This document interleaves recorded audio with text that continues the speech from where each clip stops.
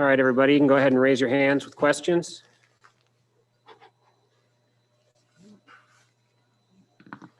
Start with Rob Lewis and Mike Wilson.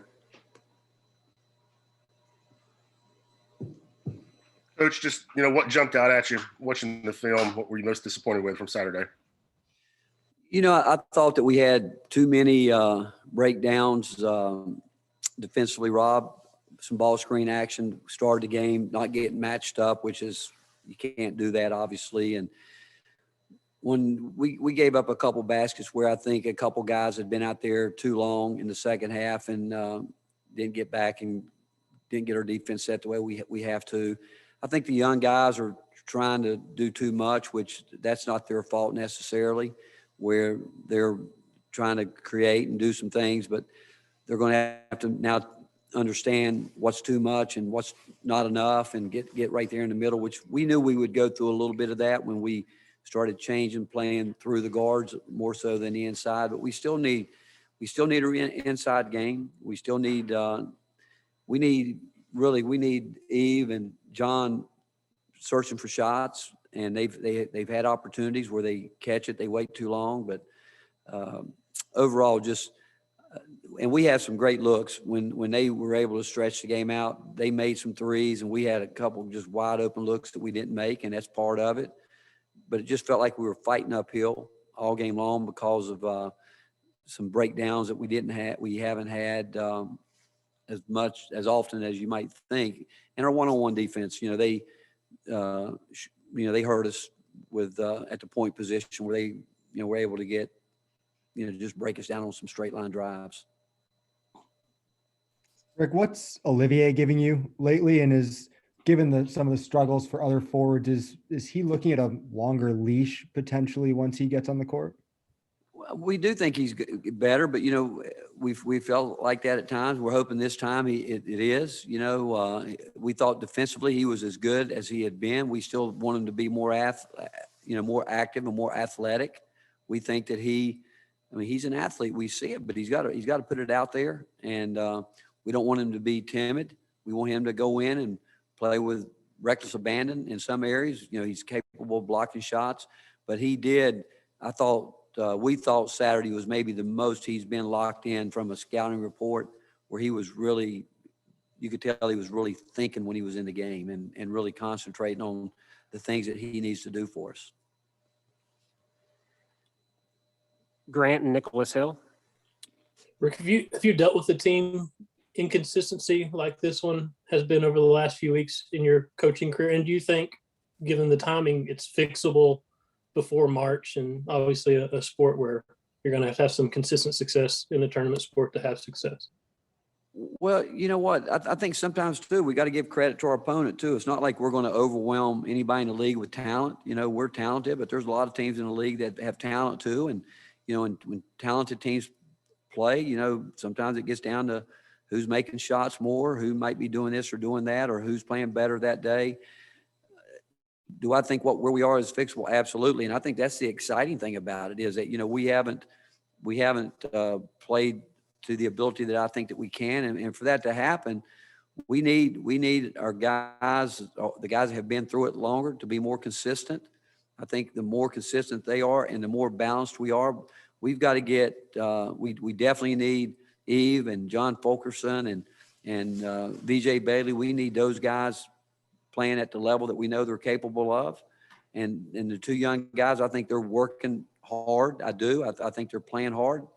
And like I said, they have the attitude that we want them to have. They're just learning that not every game is the same. Like what you did in one game, we talk to them about it. We try to show them as much as we can, but some of that's going to be experience. They're playing the most minutes they've ever played in their life, probably at a high level.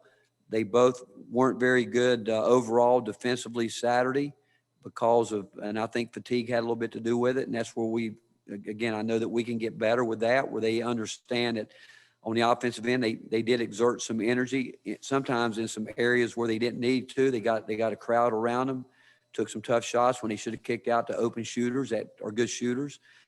But if they're going to rest, they're going to have to rest on the offensive end. They can't rest on the defensive end. And and as you mature, you learn how to do that. You learn how to work a game as a player, because everybody's going to get winded.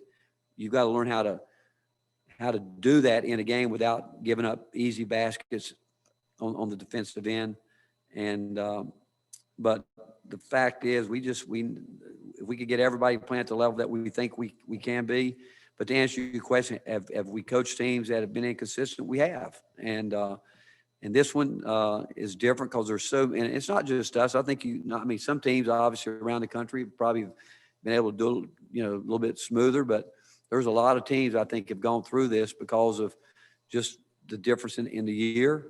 And but I will say this: I think these guys have continued to work, and I know they know that we can get better and we can play better than we have in some situations. Coach, how has John Fulkerson responded to being benched on Saturday? And do you think he's taken the steps off the court to get back into the starting lineup? What was that? How did he respond to coming off the bench? I think it helped him in some ways, because you know what, we showed him, if he would do what he did the first 3 minutes he came into the game,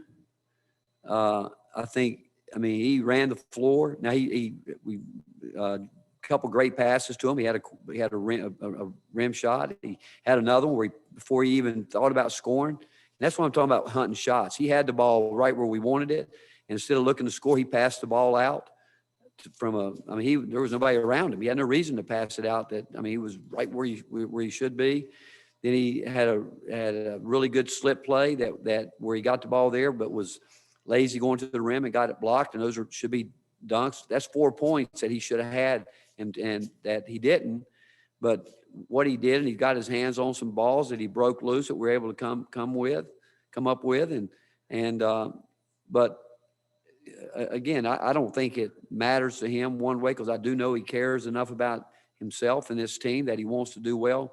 But if he can just bottle what he did, and I can't tell you why he looks tired. I don't know. Well, I do know. I think he's had a year where he's been game planned for hard, and teams have come after him really hard, and they're trying to be physical with him. But he showed Saturday, if you really watch the game the way through our eyes, when he first came in the game, that's the John Fulkerson that we know that he can be. He's just going to have to do it longer. And if he could do it for, 25 minutes a night, 26, it would help us a lot. But like I said, he did it for 2.5, 3 minutes where he was doing what he needed to do. He had a few busted ball screen plays where I don't know why we asked him, because he's been doing it longer than anybody, and those shouldn't happen. But he'll be fine, and we'll keep figuring out what we want to do with the lineup. Again, I don't think it matters. I've told you guys before who starts, but we still need 7, 8 guys playing at a very high level and playing into the 20 minutes plus for this team to be what we need it to be. After probably more than a year away, all the way from Milwaukee, we'll welcome back Steve McGarrigy. Oh, my goodness. Good talking to you. I was just wondering, we're doing a story on the differences in the NCAA tournament selection process this year with the S-curve, not as much focus on geography, obviously. I was wondering how you thought that might give it a different look this year, and how difficult do you think it's going to be to kind of evaluate teams with so few non-conference games compared to usual? Steve, I'm not sure it's going to be a lot of difference. There's going to, because I do know this from day one, the NCAA committee, they're working, they're out, they're watching games, and they're looking at it. I think they will obviously take into consideration how different teams have had to deal with the COVID. But I think it will go back probably like the way it used to be, maybe back in the 90s, early 2000s, where, you got to look at it when the numbers might not tell the tale. You have to look at it, because their charge is really to put the 68 best teams in the tournament, whatever that may be. And with a year like we have right now, is it more difficult without all the computer stuff that I guess they used to use? I don't know enough about to really tell you that. They could tell you that, but I do know this, that they will be as fair and as responsible as they possibly can be to get the best 68 teams, because we know the tournament represents every state in the country, and it's a huge event for our country. And I just know that the basketball committee, they've taken it serious from day one to make sure they can get their eyes on as much and as many games. And I'd be shocked if that committee hasn't watched every game at every level that they've been able to get. Go to Mike Wilson, Rob Lewis, and Ben McKee.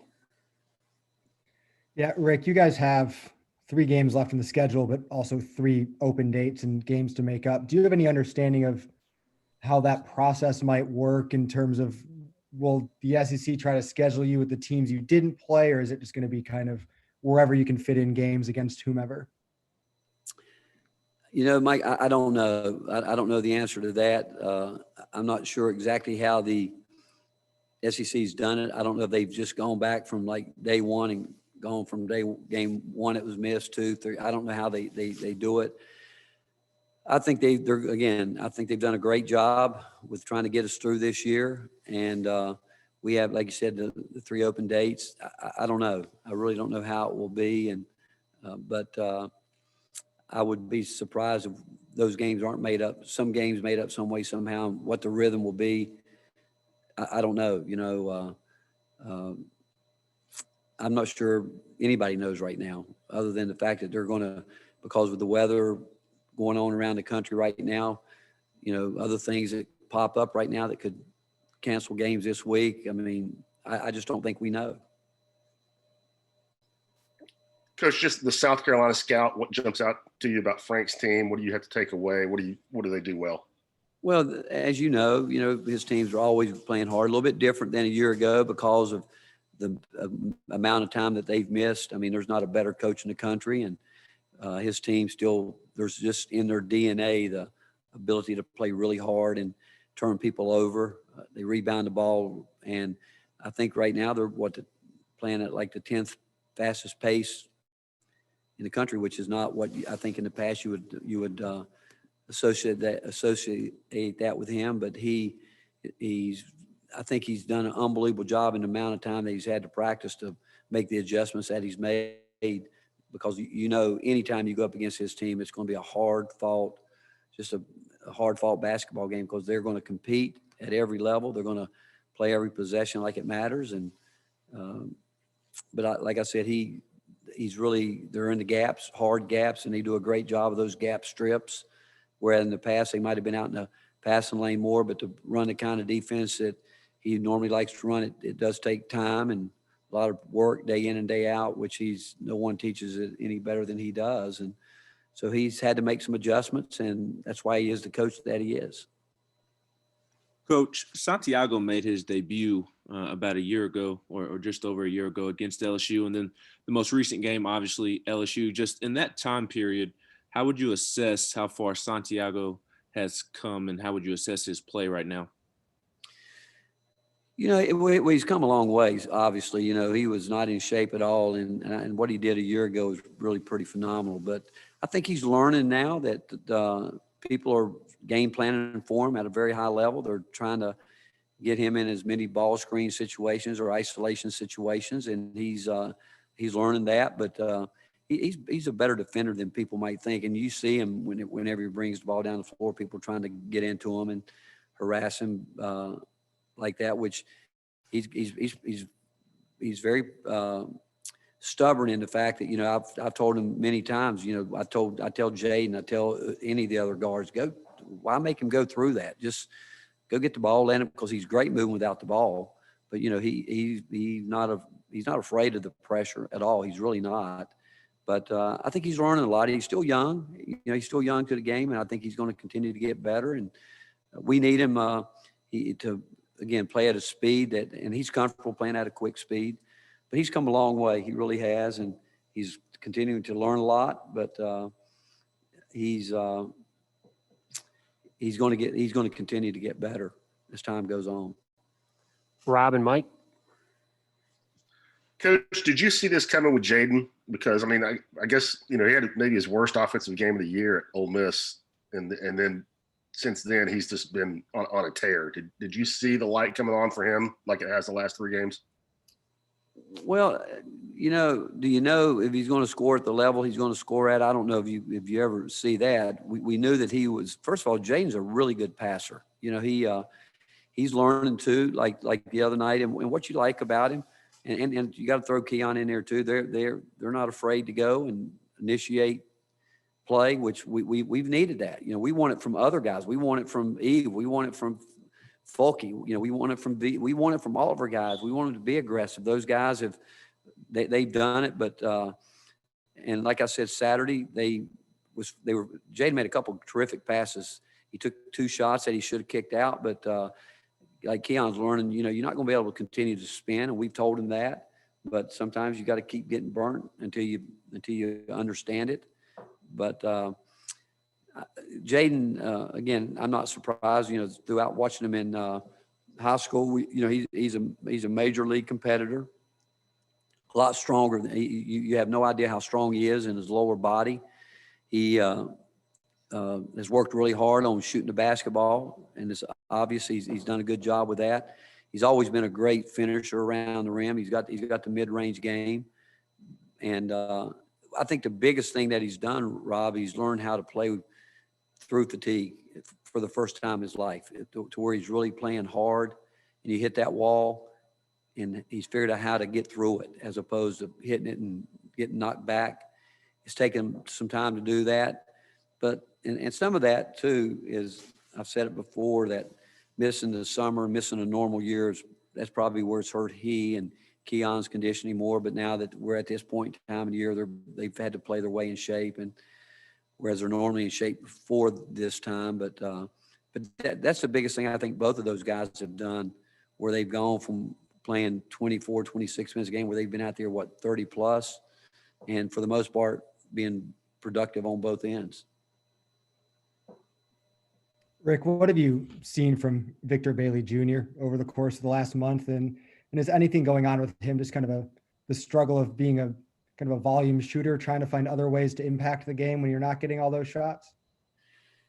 Yeah, I think you hit it right there, Mike. I think you're right. I think that, VJ is learning to play basketball in a different way, understanding that you can impact a game when you're not making shots, whereas in the past, that's where he saw his worth, and we still need him to do that. We still need him to take open shots and be aggressive, but learning to guard is on and off the ball is important, obviously, but he is a good enough player that he should be able to impact the game whether he's making shots. And but we still want him to be who he is in that area. But yet, like all of our guys, we can't trade baskets.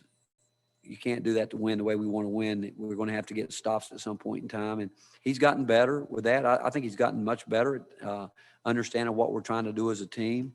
He has spent a lot of time recently trying to, in practice, play the point, which that'll help him learn how to impact the game from an offensive end. And then it obviously puts him in a lot of ball screen situations in practice. So those areas is where he needed work, and he's getting that kind of rep sooner or later. I just think it's going to all show up for him.